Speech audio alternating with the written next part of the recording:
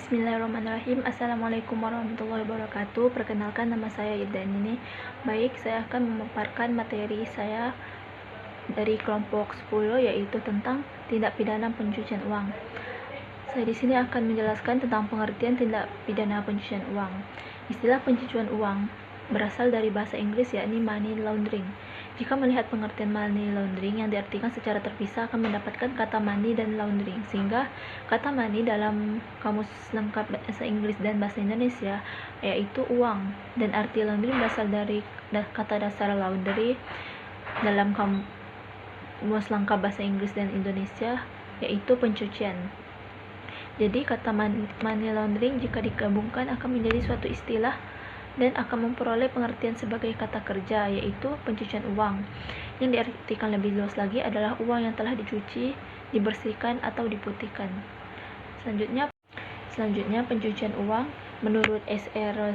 Syahdaini memberikan pengertian yaitu rangkaian kegiatan yang merupakan proses dilakukan oleh seseorang atau organisasi terhadap uang haram, yaitu uang yang berasal dari tindak pidana dengan maksud untuk menyembunyikan atau menyamarkan asal usul uang tersebut dari pemerintah atau otoritas yang berwenang melakukan penindakan terhadap tindak pidana dengan cara lain, dan terutama memasukkan uang tersebut kemudian dapat dikeluarkan dari sistem keuangan itu sebagai uang yang halal.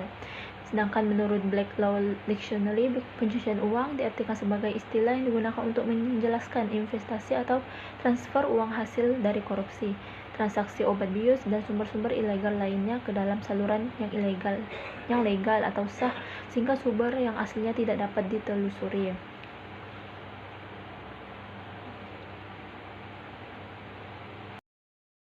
Secara umum, pencucian uang dapat dirumuskan sebagai suatu proses di mana seseorang menyembunyikan penghasilannya yang berasal dari sumber ilegal dan kemudian menyamarkan penghasilan tersebut agar tampak legal. Adapun dalam pasal 1 ayat angka 1 Undang-Undang Nomor 25 Tahun 2003 tentang perubahan atas Undang-Undang Nomor 15 Tahun 2002 tentang tindak pidana pencucian uang.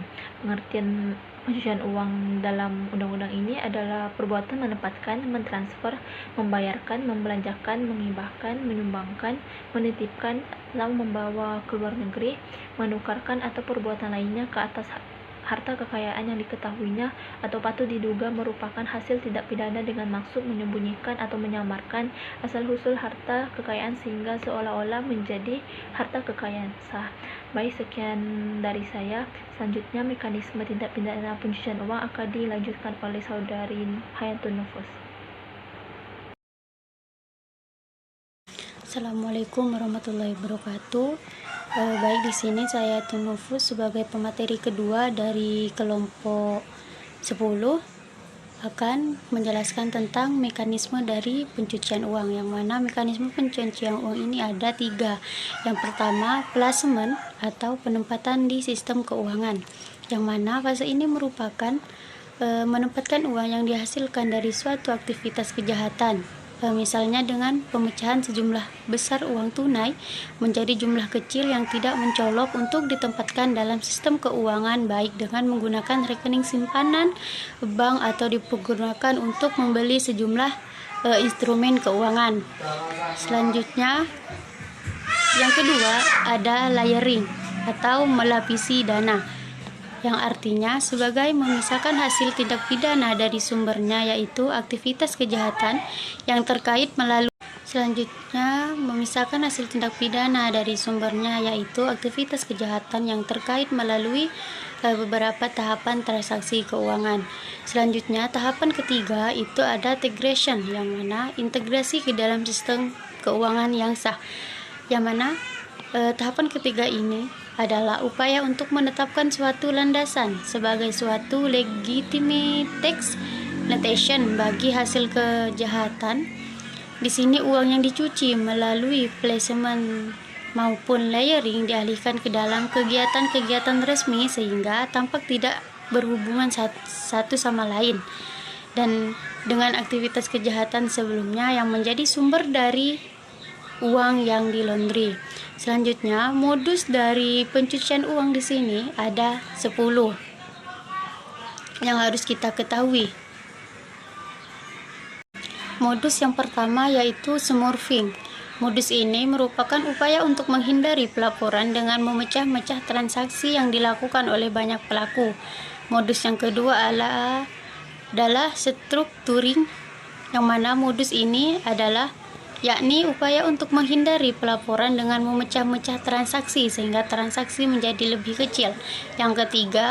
Modus yang ketiga ada U-turn.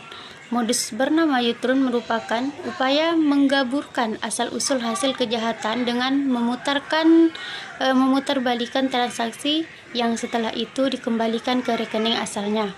Modus yang keempat, cuko smurfing, yaitu upaya menggaburkan asal-usul sumber dana dengan mengirimkan dana-dana dari hasil kejahatan melalui rekening pihak ketiga yang menunggu kiriman dana dari luar negeri dan tidak menyadari bahwa dana yang diterima merupakan hasil dari tindak pidana. Modus yang kelima adalah pembelian aset atau barang mewah. Selanjutnya, cara menyembunyikan status kepemilikan dari aset atau barang mewah termasuk pengalihan aset tanpa terdeteksi oleh sistem keuangan. Modus yang keenam itu pertukaran barang atau barter. Salah satu modus pencucian uang ini untuk menghindari penggunaan dana tunai atau instrumen keuangan sehingga tidak dapat terdeteksi oleh sistem keuangan. Modus yang ketujuh adalah underground banking atau alternative remittance service, yang mana merupakan modus berupa kegiatan pengiriman uang melalui mekanisme jalur informal yang dilakukan atas dasar kepercayaan. Modus yang ke-8 adalah penggunaan pihak ketiga, dan modus yang ke-9 ada mingling, yang mana mingling yakni mencampurkan dana hasil tindak pidana dengan dana hasil dari kegiatan usaha yang